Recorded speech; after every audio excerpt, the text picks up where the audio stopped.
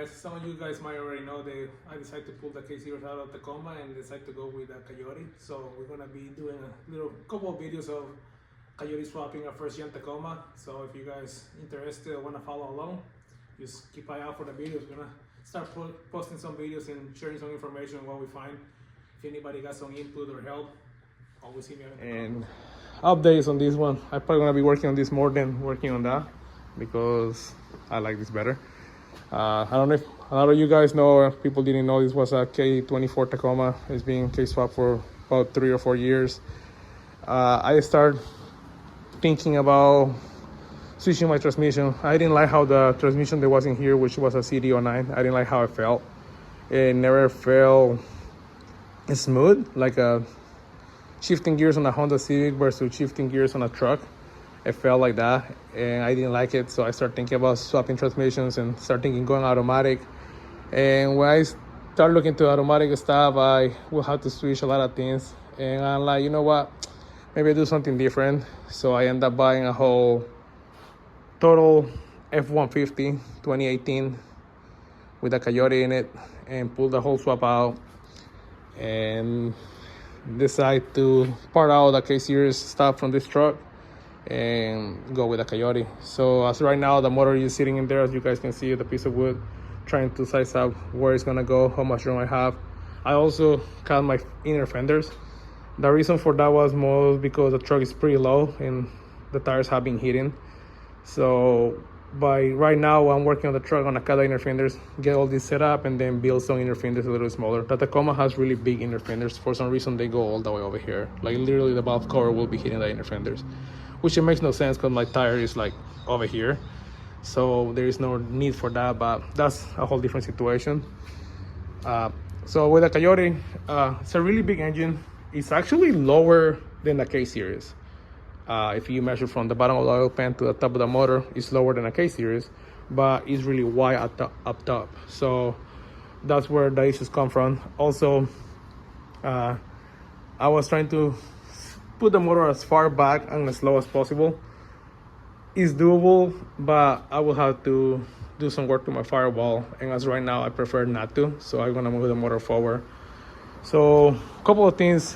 Gen 3 Coyotes, they come with a, I want to say plastic, but it's not plastic, it's compressed plastic or whatever. I know somebody in the comments gonna correct me and talk about it, but the oil pan is not a steel oil pan, so that makes it very complicated for do any changes, because the Tacoma has a little cross member right there, and it's literally where the oil pan will be sitting. So that got me thinking, and I look up and I buy a steel oil pan for this setup.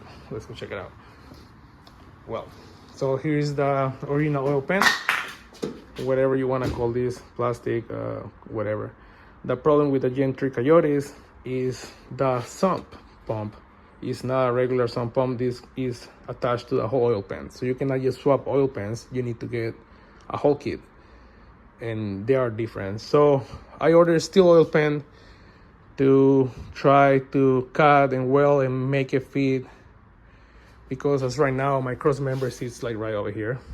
So I got a steel oil pan. I was trying to figure out, it's also a lot smaller, doesn't have this hump, and got to the point that I will have to cut a lot of the oil pan, probably over here, because behind the cross member that I just showed you guys, there is my steering rack.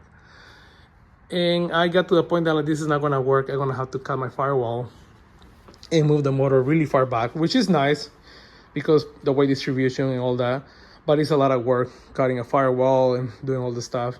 So that got me thinking, I'm like, well, there has to be a front sump pump for Coyotes. Well, then we found this guy.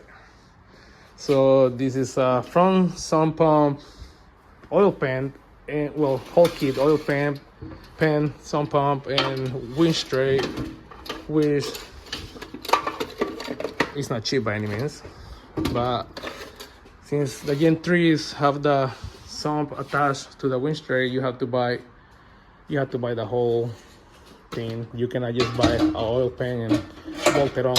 You have to get a whole kit. So we got this guy, and this is what we're gonna be working with for putting the Coyote in the Tacoma. It's a really nice piece.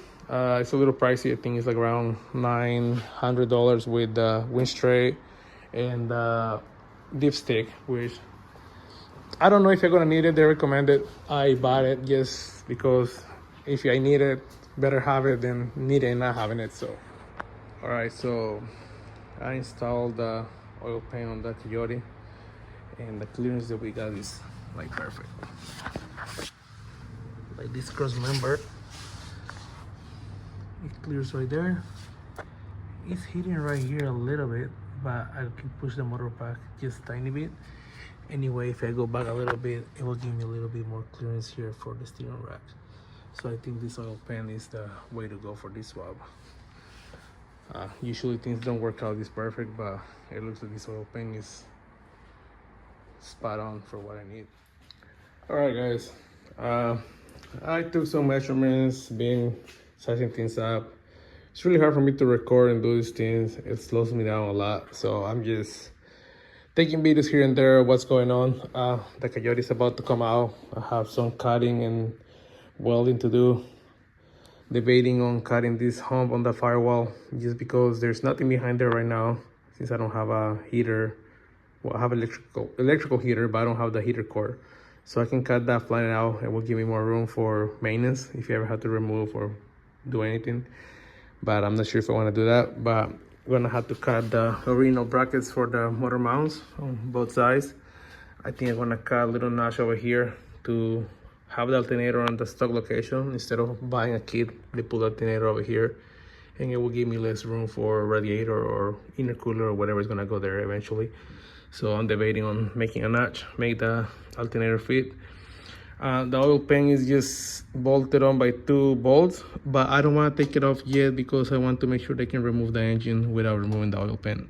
So if I ever have to take the motor out, I don't have to try to remove the oil pan and then get the motor out. Just trying to see for future maintenance or problems I can still do all these things without having to do extra work. But yeah, the oil pan clears.